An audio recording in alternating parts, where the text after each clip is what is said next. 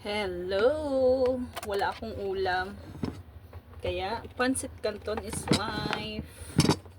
Pag out lang natin galing trabaho, pancit canton. Tapos maglungag ko og saging. Ang tagsaging. Dag ko kayong saging.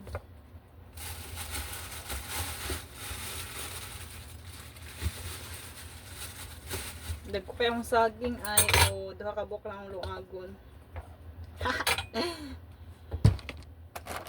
Tapos nagwonder ko sa pancit canton kay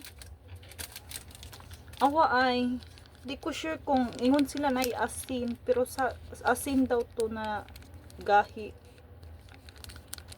Duha siya ka buok murag gahi nga puti. Na siya sa tuyo. Ang tawag ani, ang mantika wala, ang dito ra sa sa tuyo. I-try natin buksan.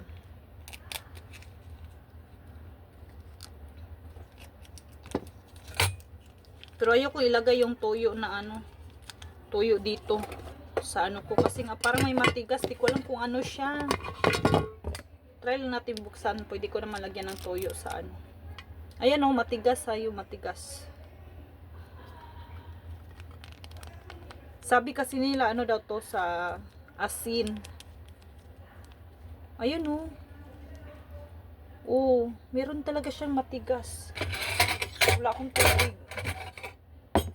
Hingi tayo ng konting tubig.